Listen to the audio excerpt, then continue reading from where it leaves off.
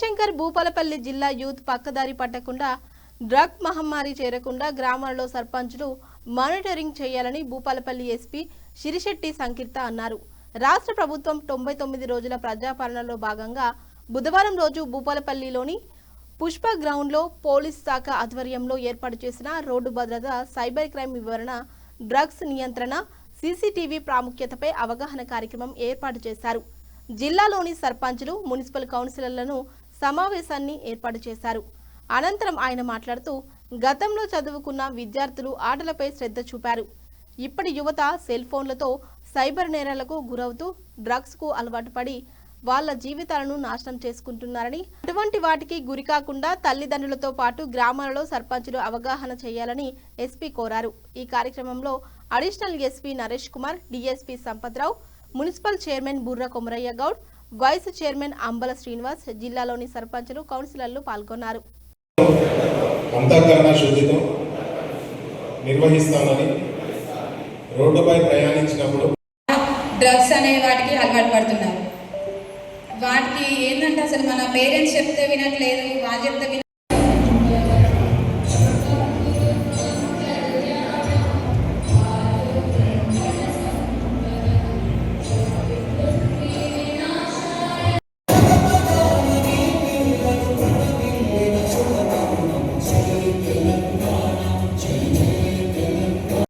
Programme is road safety.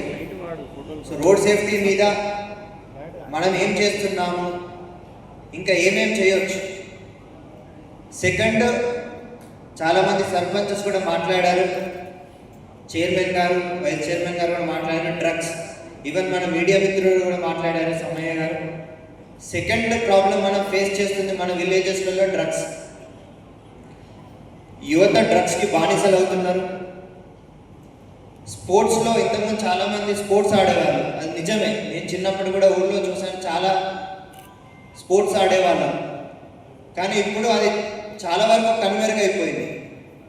Youth అందరూ కూడా smart phones పట్టుకొని ఆన్లైన్ గేమ్స్ ఆడుతూ, ఆన్లైన్ బెట్టింగ్స్లో ఇన్వాల్వ్ అవుతూ, మద్యం సేవిస్తూ, గంజాయిలకి బానిస అవుతూ, ఇష్టం వచ్చినట్టు రోడ్ల మీద తిరుగుతూ వాళ్ళ ప్రాణాలు కూడా కోల్పోతున్నారు.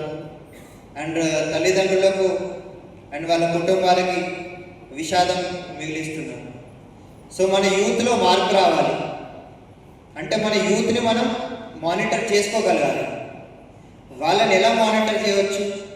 ఒక విలేజ్ లెవెల్లో సర్పంచెస్ కనుక మన యూత్ని మానిటర్ చేసి ఎవరైనా ఇట్లా పక్కదారి పడుతున్నారు అంటే పోలీస్ డిపార్ట్మెంట్ సైడ్ నుంచి మేము ఎప్పుడు కూడా ఉన్నాము, మాకు సమాచారం ఇస్తే వాళ్ళని పిలిపించి మేము వాళ్ళకి కౌన్సిలింగ్ ఇప్పిస్తాము.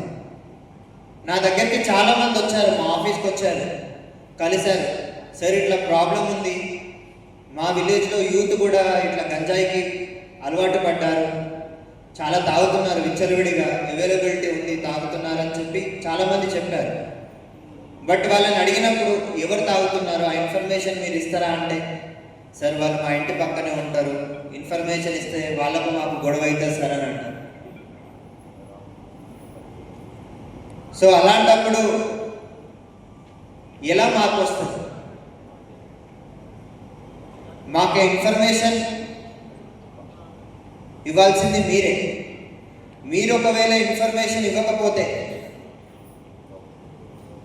గొడవ సంగతి పక్కన పెట్టండి, ఆ కిడ్ మాత్రం పక్కా వాళ్ళ జీవితాన్ని నాశనం చేసుకుంటారు. సో మై రిక్వెస్ట్ మీ అందరికీ కూడా, ఆల్ సర్పంచెస్, ఉప సర్పంచ్, మన వార్డ్ మెంబర్స్కి అందరికీ కూడా, మీరు భయపడకండి. మీ పేరు కూడా మేము బయటికి రానివ్వం, ఎవరి పేరు కూడా మేము బయటికి రానివ్వం. మన ఊరు బాగుపడాలన్నా, మన ఊరు ప్రజలు బాగుపడాలన్నా, మన పిల్లలు పక్కదారి పట్టొద్దన్నా ఇన్ఫర్మేషన్ వచ్చిన వెంటనే మాకు ఇన్ఫామ్ చేస్తాం.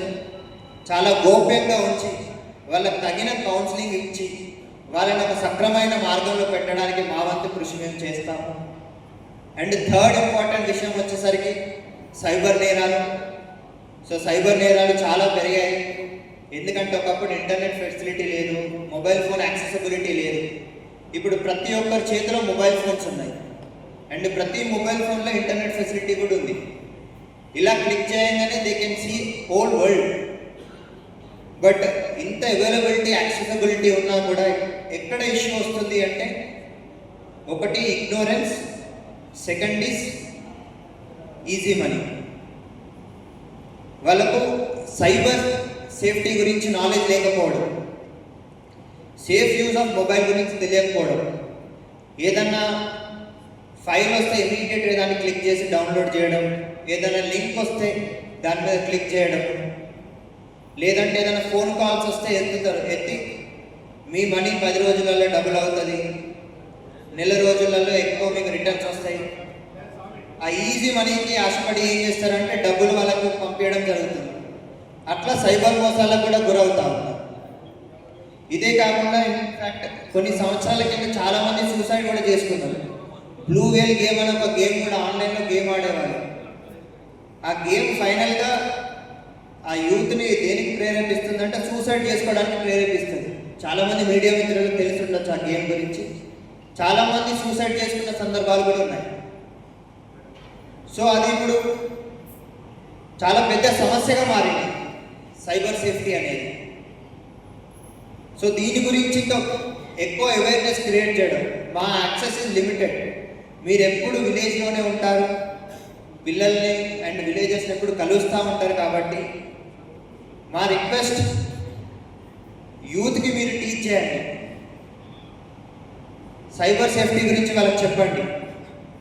ఈజీ మనీ అనేది ఏది ఉండదు, కష్టపడితే కానీ ఏది రాదు అనే సిద్ధాంతం ఏదైతే ఉన్నదో దాన్ని నమ్ముకొని కష్టపడండి.